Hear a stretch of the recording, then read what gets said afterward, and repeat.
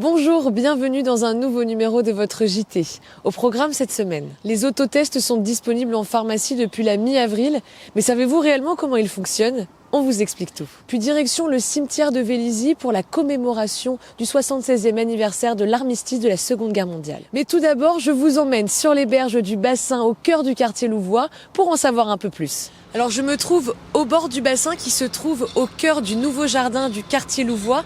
C'est un bassin qui a commencé à être mis en eau vendredi 7 mai. Cette mise en eau s'est prolongée sur quelques jours et comme vous pouvez le voir, là on arrive sur la fin du remplissage du bassin. Alors ce bassin a suscité beaucoup de questions sur les réseaux sociaux, si ça allait devenir une mare, des eaux stagnantes qui allaient attirer les moustiques, comment ça allait fonctionner. Donc je vais vous donner quelques petites réponses assez rapides pour que vous compreniez un peu ce qui se passe autour de ce bassin. Alors c'est un bassin qui fait une superficie de 600 mètres cubes et qui a un fonctionnement un peu particulier. C'est un bassin dit naturel qui en fait va se remplir en récoltant les eaux pluviales qui se trouvent sur le toit des immeubles environnants et également avec les eaux de pluie naturellement. Alors quand on parle de remplissage naturel, on peut avoir peur du débordement, mais n'ayez crainte car un trop-plein a été installé pour justement réguler le niveau d'eau dans le bassin et pouvoir évacuer l'eau qui serait en trop. Grâce à ce trop-plein, les eaux seront en mouvement, ce qui évitera les eaux stagnantes et du coup l'apparition de nuisibles comme des moustiques. Puis cette eau qui aura été aspirée par le trop-plein ne sera pas perdue, elle sera réutilisée pour arroser tous les végétaux qui se trouvent dans le parc de Louvois. Mais avant d'être redistribuée à ces végétaux, cette eau va connaître une épuration par phytoépuration. Qu'est-ce que la phytoépuration ? C'est l'épuration par les plantes. D'ici le courant du mois de mai, des plantes vont être installées tout autour du bassin pour pouvoir procéder à cette phytoépuration, à cet assainissement de l'eau. En effet, les bactéries qui sont présentes dans les racines de ces plantes ont un vrai effet d'assainissement de l'eau pour après pouvoir la redistribuer sainement. Un fonctionnement écologique avec la réutilisation des eaux de pluie. En tout cas, on a tous hâte de pouvoir se retrouver et de profiter du soleil autour de ce bassin dans quelques semaines pour fêter la sortie de crise et l'inauguration de ce parc. Avec les nombreux longs week-ends des jours fériés, les vacances scolaires qui arrivent et prochainement les vacances d'été, pourquoi ne pas faire des autotests ? Depuis le 12 avril, chez votre pharmacien, vous pouvez vous procurer ce genre de petite boîte pour effectuer vos autotests. Mais alors comment ils fonctionnent ? À qui ça s'adresse ? On s'est rendu à la pharmacie de la mairie pour en savoir un peu plus. Les autotests sont des tests qu'on va pouvoir faire tout seul à la maison, comme un test de grossesse, tout simplement. Donc on ne va pas être obligé de se déplacer dans une officine ou un laboratoire. Qui est-ce qui peut faire ces tests ? À qui ils sont destinés ? Ils sont destinés à toute la population. Prioritairement, effectivement, les gens qui se sentent malades, qui ont des symptômes, pour éviter de contaminer d'autres personnes. Les personnes qui ont été en contact d'autres personnes malades. Il y a une gratuité, il y a une prise en charge, on va dire, plutôt qu'une gratuité, pour les personnes qui travaillent avec des personnes âgées à domicile. Donc ça va être les dames qui font les courses pour les personnes âgées, les personnes qui font les toilettes pour les personnes âgées également. De toute façon, c'est un test qui peut que rajouter des informations. Après, c'est vrai qu'il peut être négatif si on le fait trop tôt. Donc, il ne faut pas se dire « Hop, c'est bon, c'est négatif, je vais avoir du monde et on fait la grosse fiesta ». Il faut toujours être prudent. Le faire, bien sûr, dès qu'on a les moindres symptômes. Mais on ne peut pas se dire « C'est négatif, c'est bon ». Sinon, il faut quand même en refaire 5 jours après. Il y a un petit kit qui est tout prêt. Donc, dedans, on a une sorte de grand coton-tige avec une sorte de coton au bout. Il faut tout simplement le mettre au fond du nez, donc en gros le mettre à 3 cm après la narine. Quand ça bloque, donc on tourne à peu près 3-4 tours dans un sens, 3-4 tours dans l'autre sens.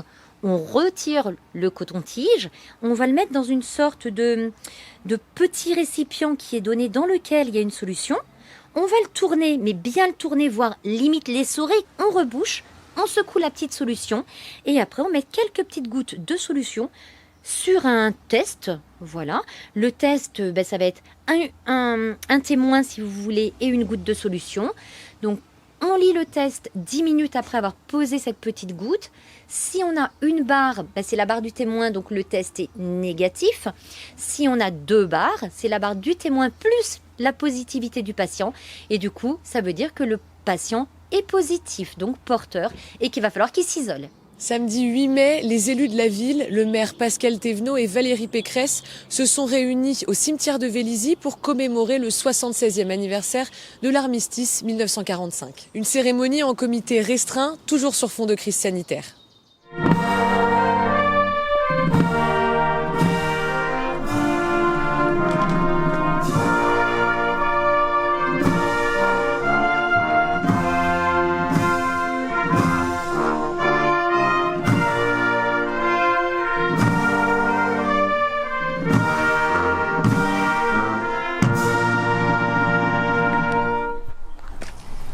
8 mai 1945, l'Allemagne nazie capitulait.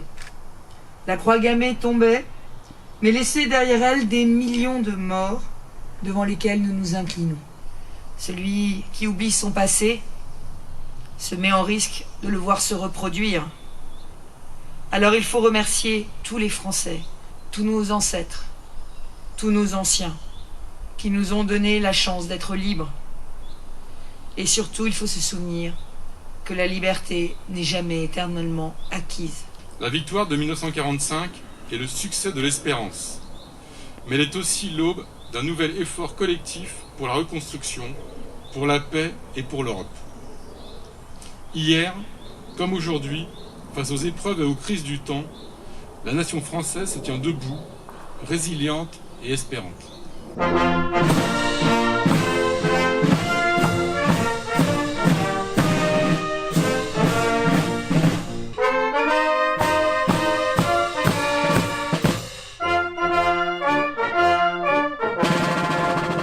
C'est toujours très important ce devoir de mémoire parce que nous sommes d'où nous venons.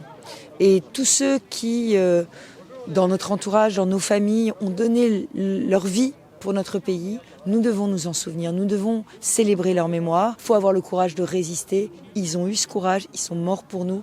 Nous devons toujours nous en souvenir. La barbarie nazie, l'atrocité ultime de la Shoah sont des événements qui ont marqué notre histoire et nous devons nous battre pour qu'ils ne se reproduisent jamais.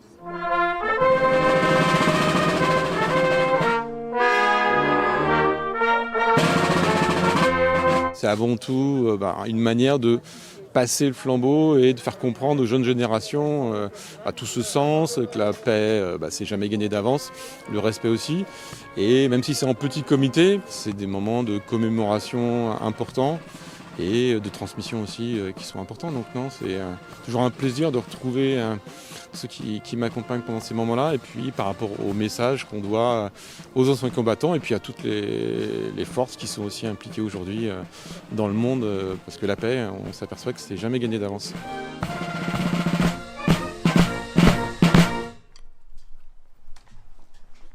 Votre JT est maintenant terminé. Merci beaucoup de nous avoir suivis. À la semaine prochaine.